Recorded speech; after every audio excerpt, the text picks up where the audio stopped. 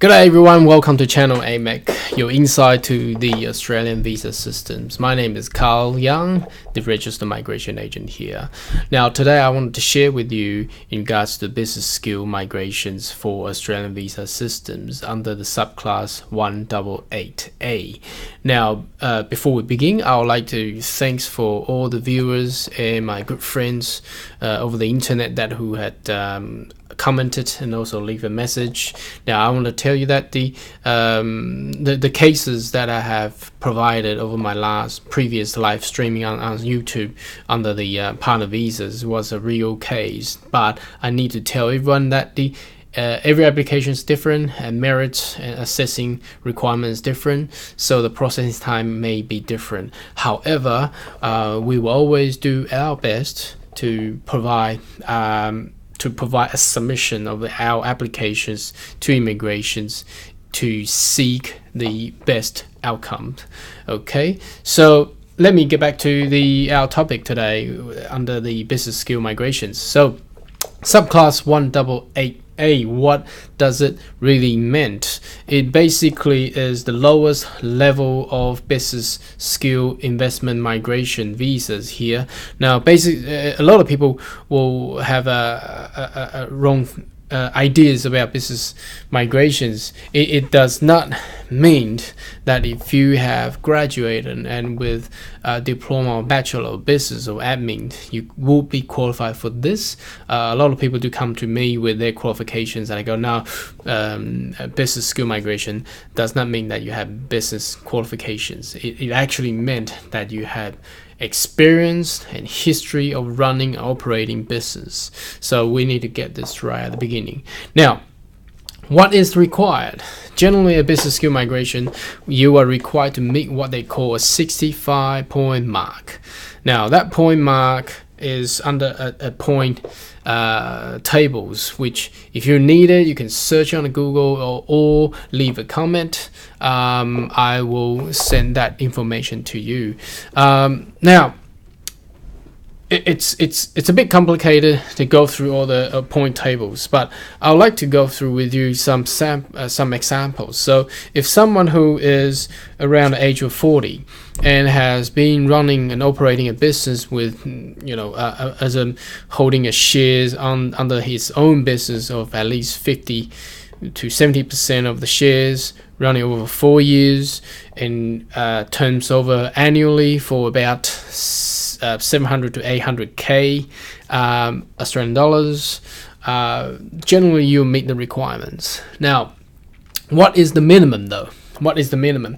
Now, the minimum is at least you run the business actually turns over about $500,000 Australian dollars per year, and that also required to adding more points about your years of and experiences in running business. So to start with, the minimum will be 2 years, but that doesn't give you any points. So if you could gain 4 years of business experience running and operating businesses, then you actually get more points in there. Now, the other major points that the applicant will generally get is from their assets. Now, these assets, the personal assets, including the business assets. So whatever the business is valued, and your shared percentage of that is obviously your asset as well. Now, the other personal asset will basically include properties, cash, share on the share market or stock exchange, and some people may have gold or jewelries, but these kind of assets are required to have a third-party independent valuations on that. We generally don't like to include cars and things like so, and stationery or computers. These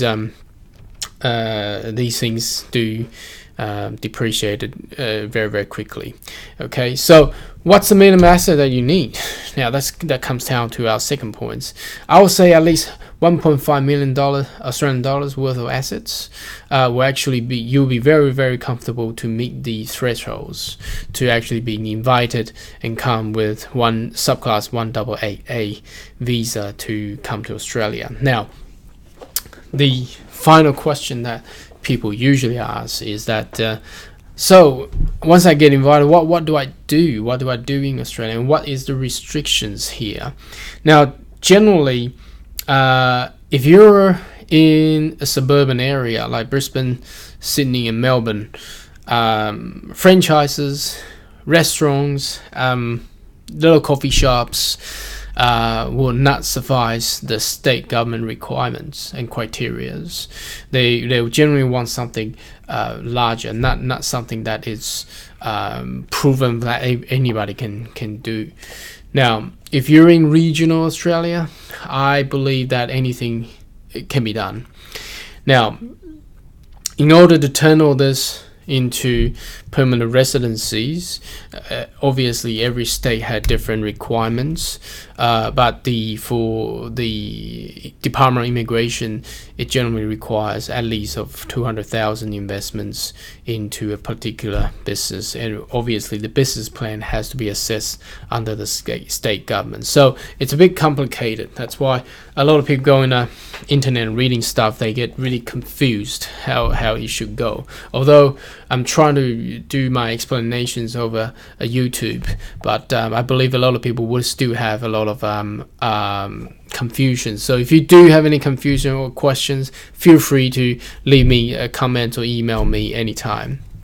Now, coming down to once you get invited, what's the advantage of getting these visas? Now, let me tell you, there's two advantages of getting these visas. Now, first one is, if you do have child or kids or dependents, children's who are maybe in university age, as long as they're under 23 at the time of visa applications, they will go with you and migrate with you, whether or not this visa had prolonged and they get into their 30s or 40s. It doesn't really matter, because the visa can extend as long as they lodge at the time of lodgement they are under 23. So for instance, if your child is 22 and you lodge it this year, generally 1AA visa will waive about 18 to 24 months, so that's 2 years,